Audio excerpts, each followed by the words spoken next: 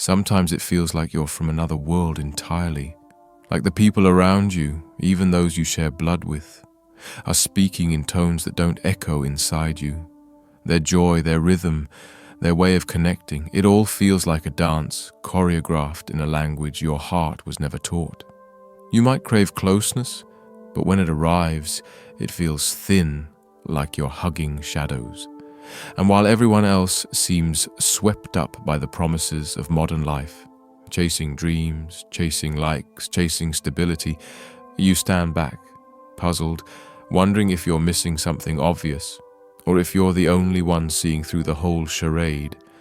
You might have found yourself gazing into the mirror, not recognizing the person looking back. You've trained your face to smile, your tone to sound light, your posture to suggest that all is fine. And yet inside there's a slow unraveling, a sense that you're dissolving, not dramatically, not all at once, but quietly, invisibly, like a ghost in a room full of people who can't feel the chill. If any of this feels familiar, I want you to hold on to one truth. There's absolutely nothing broken about you. You're not weak. You're not strange.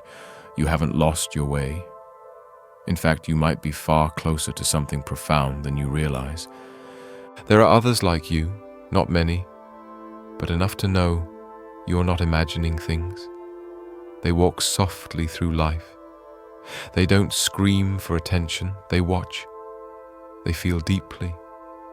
They sense more than they're comfortable sharing, and some of them, without ever reading a book on enlightenment, without ever attending a retreat or quoting ancient scriptures, have already crossed the threshold. They have passed beyond the surface layer of existence, slipped behind the veil of appearances, and touched something that has no name. But here's the twist. No one told them what happened. No one named it for them. No one said, "This is what truth feels like." So they continued to search, mistaking their arrival for another bend in the road. They wondered if they were crazy or lost or lazy for no longer being inspired by what once lit them up. These people, maybe you're one of them, aren't failures. They're not deluded. They're simply unacknowledged, misunderstood by a world that mistakes depth for dysfunction and quietness for weakness. Many of us grew up with stories about spiritual freedom, and stories that place it far away, in the mountains, in the monasteries, in lifetimes of suffering rewarded by divine revelation. We're told it's something only a select few are worthy of, that it requires endless devotion, rituals, austerity, and discipline. But the real truth, liberation doesn't arrive after you've earned it. It's not a badge handed out after enduring pain. It's something far more radical. It's already yours. It's your original condition before the world ever told you who to be. To truly be free is not to become better or purer or wiser. It's to dissolve all the frames that made you believe you were anything other than awareness itself. Not the type of awareness that thinks or plans or dreams, but the still, empty, vibrant aliveness that existed before your name, before your first breath, before even the idea of a you. And this state, it cannot be cultivated, bought, or studied into being. It's what remains when all effort ceases and all illusions fall. The human experience for most people is built on mirrors, reflections of reflections of reflections. We identify with roles, stories, ambitions, fears. Even the most dedicated seekers often chase spiritual truths through the lens of ego. They want to achieve the ultimate insight, conquer their karma, polish their aura. But even that is still a game. It's still happening within the dream. Those who've gone all the way, those rare souls, have let the whole game drop. They've walked off the board entirely. They don't just stop identifying with being a body or a personality. They stop needing meaning, direction, or evolution. They've tasted the silence that was here before time started ticking. And once you touch that, even for a moment, everything else becomes ornamental. The energy that keeps souls bound to form is subtle, deeper than belief, deeper than pain. It's the foundational tremor of separation, the original fracture where awareness mistook itself for a thing. Every life, every desire, every aversion, every identity flows from that moment. To undo it is not a matter of healing wounds or collecting insights. It is a matter of vanishing into the source. And to vanish doesn't mean disappearing in space. It means evaporating as a concept. And here's where it gets strange. As this process nears its completion, a unique silence begins to emerge. Not just the absence of sound, but the absence of personal noise. Not the silence of holding your breath, but the kind that swallows your thoughts without effort. This quiet doesn't push anything away. It simply has no need to hold on to anything. You find yourself watching your own emotions like weather patterns, not detached, not numbed, just rooted in something so still it can't be shaken. The final undoing feels like a kind of death, but not the kind feared by the ego. It is not the loss of breath, but the falling away of all stories. All ideas of selfhood, purpose, and progress fade. Even the longing to be free goes silent. There is no enlightenment left to seek, no path to walk, no goal to attain. There is only the stillness from which all life springs. This isn't a dramatic process. It doesn't come with fireworks or choirs of angels. It usually happens quietly, while doing dishes, watching trees, or sitting alone on a rainy afternoon.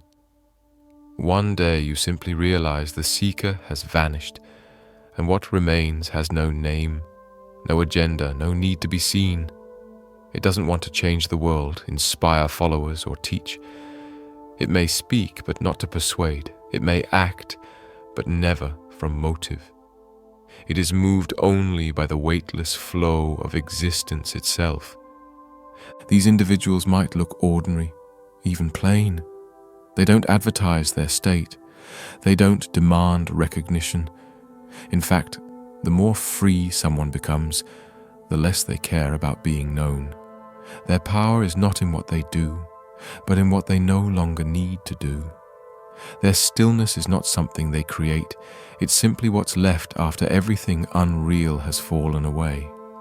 When you're in their presence, you may not notice anything at first, but something begins to happen. Your breath slows, your mind softens, the usual mental chatter grows faint. You feel seen, but not in a way that inflates your ego. You feel remembered, like some ancient part of you has been waiting to be noticed again. This is not magic. This is the natural resonance of truth. When truth stands in front of you without a mask, it awakens the same in you. They don't seek to fix you, save you, or make you better. They don't need you to agree with them. They have no interest in being followed or obeyed. In their presence, you remember that your pain is not a problem, that your confusion is not a flaw, that the longing in your chest is not a weakness, but a doorway. And that doorway leads inward, not into more analysis, more understanding, more spiritual techniques, but into direct intimacy with being. The most mysterious thing about those who've let go of the cycle is their comfort with impermanence. They don't resist endings, they don't fear death, not because they're numb or reckless, but because they've already died in the deepest sense. They've let go of the one who clings. So when life shifts, or when the body fades, there's no panic. Just a quiet transition, like waves returning to the sea. Their fearlessness isn't loud. It doesn't march or protest. It just is. It doesn't announce itself. It doesn't try to prove its point. It breathes in and out, walks the dog, pays bills, and watches the sky, all with the same sacred indifference. Not apathy, but a calm that sees no enemy, no need, no lack. This might be hard to imagine. We've been taught that wisdom has a look, that spiritual power must wear certain clothes, speak in certain tones, and behave a certain way. But real freedom doesn't care how it appears. It doesn't mind if you think it's crazy or brilliant. It doesn't flinch when misunderstood. In fact, it often thrives in obscurity. It hides in places you'd never expect. It shows up as a janitor who whistles softly while cleaning empty halls, as a retired neighbor who feeds stray cats and never complains, as the strange person who seems out of step with the world but never seems upset about it. These souls don't need your respect. They don't need your applause. They're already resting in something far more satisfying than recognition. You might find yourself drawn to them without knowing why. You might walk away from a conversation with them feeling like you've been rearranged on the inside. You might feel more quiet, more spacious, more honest, and you might not even be able to put it into words. That's the sign you've encountered something real. You don't always notice when something ancient within you begins to stir. It's not loud, not dramatic. It arrives like a breeze that finds you in the stillness, a sense of being out of sync with the world around you, like your very skin is reacting to the performance everyone else seems to be acting in. Where others see progress, you see repetition. Where others seek praise, you seek peace.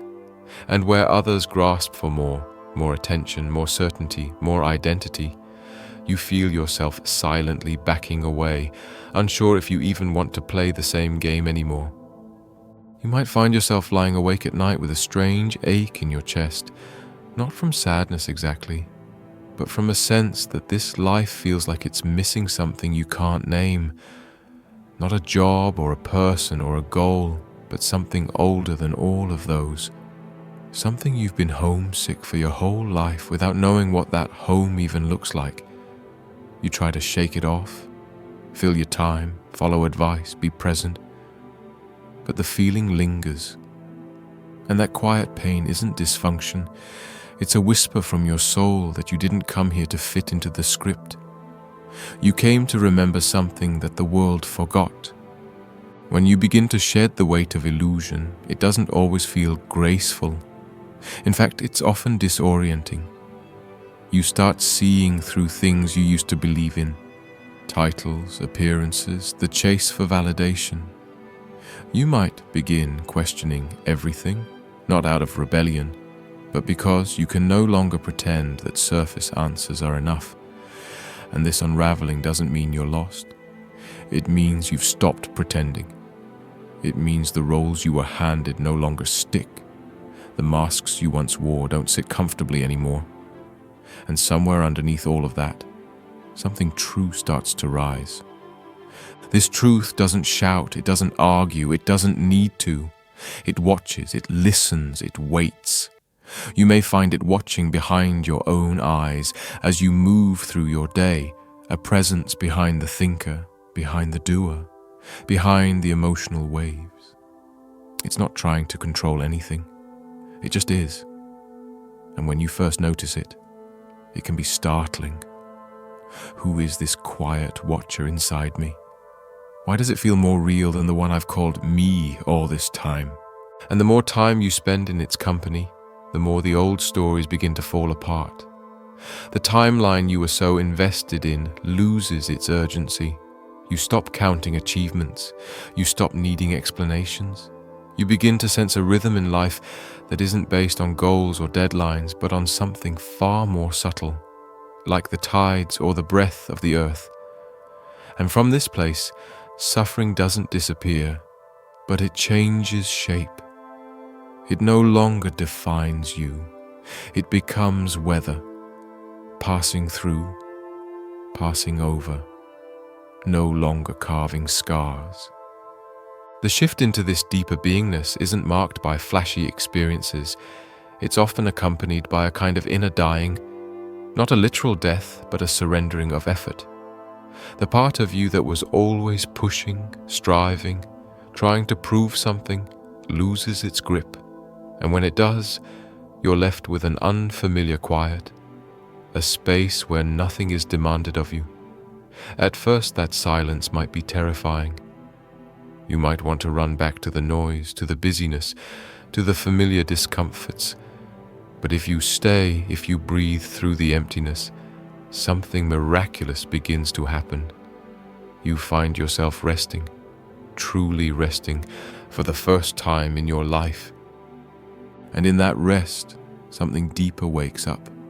Not a persona, not a thought, but a knowing, a recognition that you are not a name, a background, a history. You are what remains when all that falls away. And that realization is not a belief. It's not something to hold, it's a melting, a dissolving into the ocean of what always was. This return to the core doesn't come with loud revelations. It comes with the collapse of needing anything to be different. And in that space, the heart opens, not as a sentimental concept, but as a vast field of compassion. You no longer try to fix the world. You no longer pity others or feel superior. You simply meet life with a softness that asks nothing in return. You help without needing thanks. You love without needing ownership. You speak without needing to convince. From the outside, you might look completely ordinary. You do your chores, you go to work, you smile at neighbors, but underneath that simplicity is a spaciousness that nothing can shake, not even death, because you've already passed through the fire. You've already let go of the one who was afraid. When someone has crossed this threshold, you can feel it, not through their words, but through their presence. It's like a frequency your nervous system recognizes before your mind catches up. You relax around them. You forget your tension.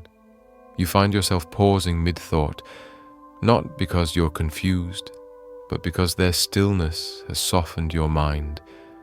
And in that space, you begin to remember yourself, not the constructed self, but the one that was never built, the one that was always here, watching, waiting, undisturbed.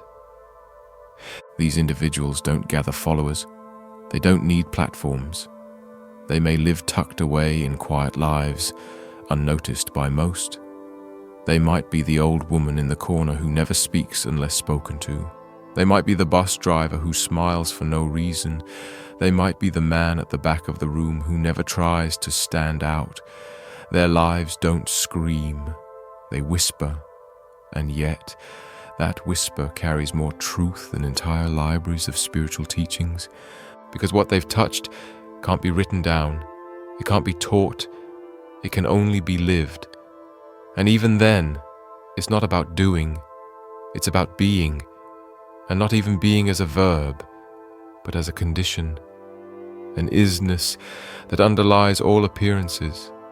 They don't fear endings, they don't fight change, they don't cling to hope or despair, not because they're detached or indifferent, but because they've seen the illusion for what it is, the illusion that life is something to conquer, the illusion that we must become someone, the illusion that we are ever separate from the source we came from. When someone lives from that knowing, they don't need to talk about it, they don't need to explain. Their life becomes a mirror, and when you look into that mirror, you begin to see your own distortions, not as shameful flaws, but as clouds passing across your sky. You see how you've mistaken movement for growth, noise for connection, achievement for worth, and slowly you begin to step back, to breathe differently, to live more gently. And in that gentle living, you start to feel lighter, not because you've escaped pain, but because you no longer carry it as identity. Not because life got easier, but because you stopped demanding that it always feel good. And in that surrender, paradoxically, joy begins to rise, not excitement, not pleasure, but joy. The kind that has no object, the kind that just is. And even in the midst of sorrow or grief, that joy doesn't vanish. It stays like a steady flame behind your ribs. It doesn't deny your sadness, it holds it, it allows it. It embraces even the ache with tenderness, because it knows that all forms, even pain, are fleeting waves in a much deeper sea. This state is not reserved for mystics or prophets.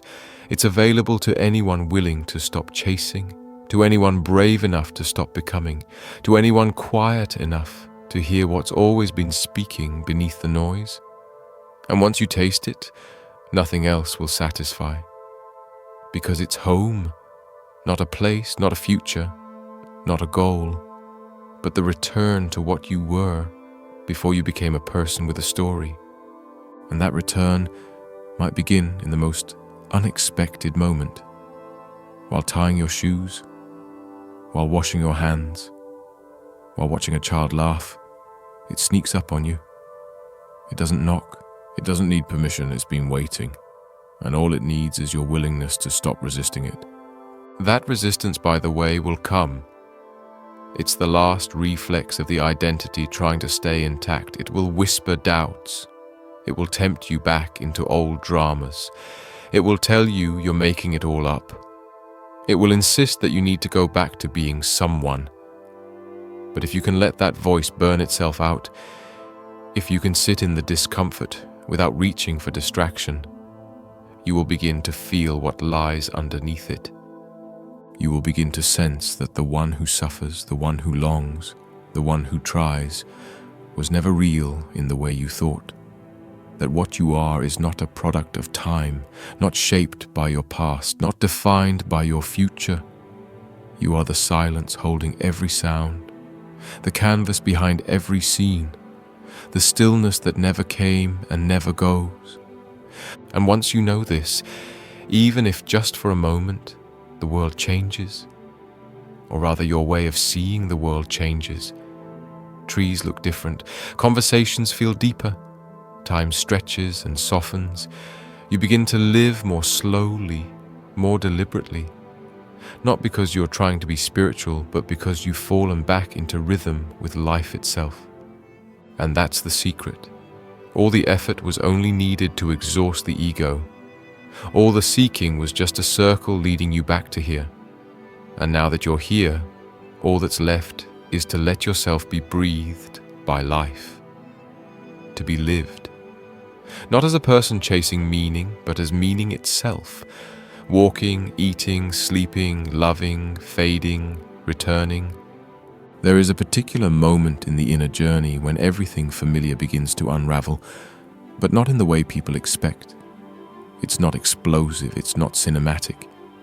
It arrives like a subtle crack in the story you've been telling yourself since the beginning. You might be brushing your teeth, standing in line, or watching strangers talk when it strikes. That strange sensation that you are no longer fully inside your own life. Something feels off. Not wrong, just hollow. And with it, the thought sneaks in. None of this feels real anymore. Not because you've lost your grip on reality, but because you've loosened your grip on illusion. As that feeling deepens, everything begins to shift. Things that once seemed meaningful no longer hold the same spark. The dreams you used to chase feel distant, like relics of someone else's imagination. You stop identifying with the version of yourself you've been polishing, and suddenly the outer world seems less like a destination and more like a stage where costumes have become a burden. You realize the character you've played is no longer yours to maintain, and yet you keep playing it for a little while longer, not because you believe in it, but because you're still trying to be polite, to meet expectations, to not alarm the world with your quiet revolution. But deep inside, you're withdrawing. You're watching more than engaging. You're questioning more than complying. And somewhere in that questioning, something luminous begins to emerge. This is the soul remembering itself, not through theology, not through philosophy, but through the falling away of every narrative that ever tried to define it. At first it can feel lonely, not because you're isolated, but because you can no longer participate in the shared delusions that once bonded you to others. You try to explain it, but language fails. You try to name it, but words feel too small. And so you retreat, not to escape, but to listen.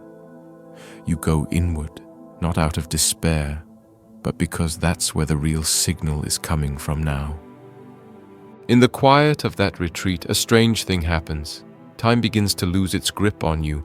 Days blur, clocks feel irrelevant. You catch yourself staring at the sky for minutes without blinking. Your mind slows, your breath deepens. Even pain shifts. It's still there, but it's wrapped in something softer. You begin to feel watched, not by others, but by some deeper intelligence within. It doesn't judge, it doesn't comment, it just watches. And you feel oddly safe there, even as the world keeps spinning madly on. This presence has always been with you. You may have touched it in childhood before language and goals took over.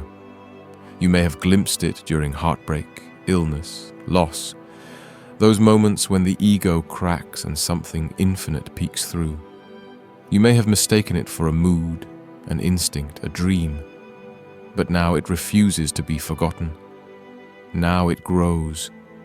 You begin to see it everywhere, in the way trees sway without hurry, in the way a stranger's eyes linger for a moment too long, in the silence between sentences, in the breath before sleep. It reveals itself not through drama, but through the ordinary. And once it's seen, it can't be unseen. People around you may not understand. They may say you've changed. They may worry you've lost your passion. They may try to pull you back into the old rhythm. But you can't go back. Not really. You can pretend for a while, but inside you've stepped through a door that doesn't open both ways. And as you walk through this in-between space, you may feel like you're dissolving. You may question everything, your past, your purpose, your path. You may weep without knowing why. You may laugh at nothing. You may feel moments of overwhelming gratitude just from hearing the wind in the trees. These are not symptoms of madness. These are symptoms of shedding, of returning, of remembering. Eventually, something astonishing happens. The silence inside you stops feeling foreign. It becomes your home. The spaciousness no longer frightens you. It cradles you, and you realize finally that you are not a person trying to become spiritual. You are the ground from which all spirituality arises. You no longer ask who you are. The question vanishes because the one asking it has dissolved. You no longer reach for answers. There's a peace in the unknowing that feels more satisfying than any certainty you've ever clung to.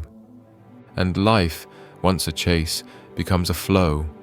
You begin to operate differently, not with effort or strategy, but with intuitive ease. Decisions make themselves. Conversations unfold without rehearsal. You find yourself saying things you didn't plan to say, but that feel truer than anything you've ever spoken. You move through the world not as a role, but as a witness who has forgotten how to pretend. And yet, despite all this, you still show up. You still work, pay bills, help others. But it all feels like shadow play, not in a cynical way, but in a compassionate one. You know it's not real, and yet you honor it, because others are still dreaming. You love them enough not to tear down their stage. You smile when they talk about their goals, even as you sense the futility in chasing what was never lost. You become quieter, not because you have less to say, but because you realize that most speech is just noise trying to fill the fear of silence, and you've grown to love that silence like a dear friend. It speaks louder than any argument. It answers questions you no longer need to ask. It heals you simply by being. And as that silence deepens, you begin to meet others like you. They don't advertise themselves.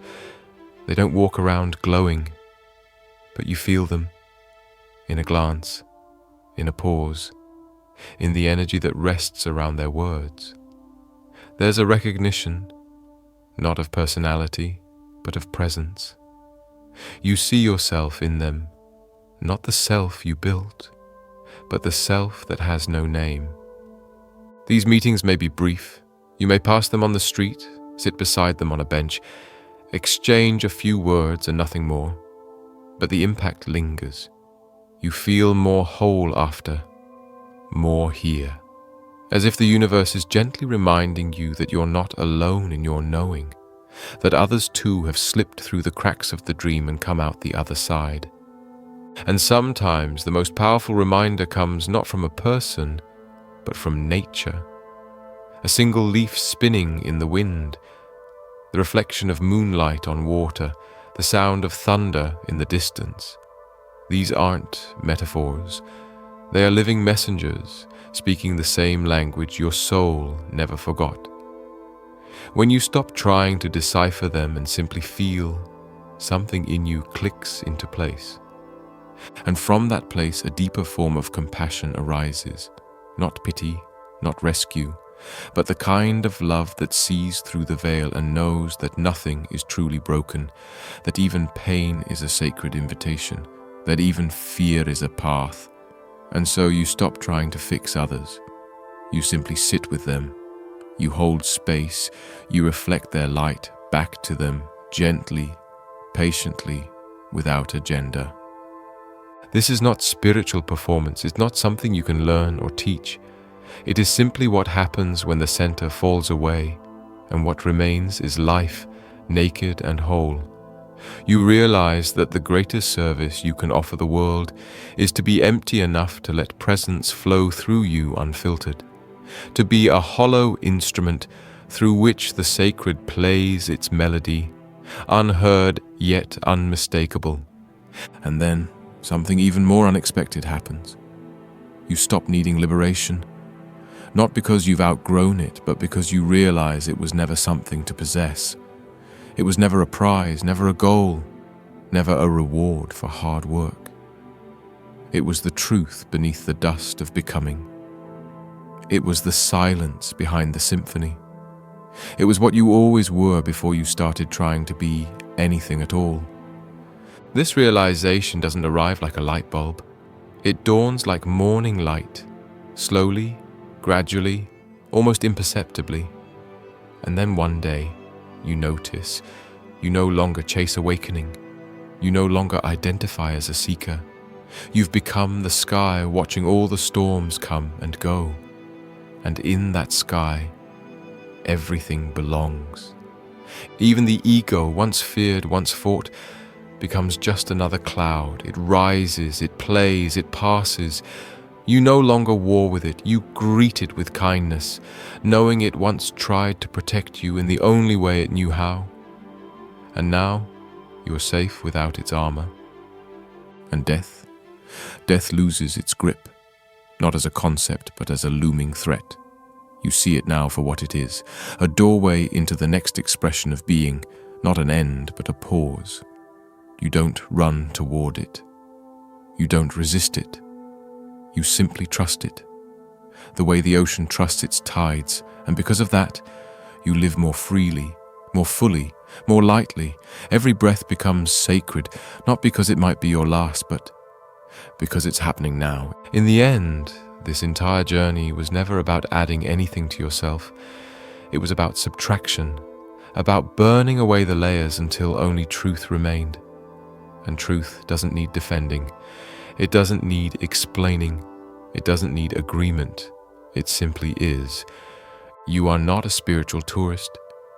You are the map and the destination and the traveler all at once. And you've been walking in circles not because you were lost, but because the dance itself was the point. Now the dance has slowed. The music has softened. And you at last are ready to sit in the stillness between notes and hear the silence that was singing all along.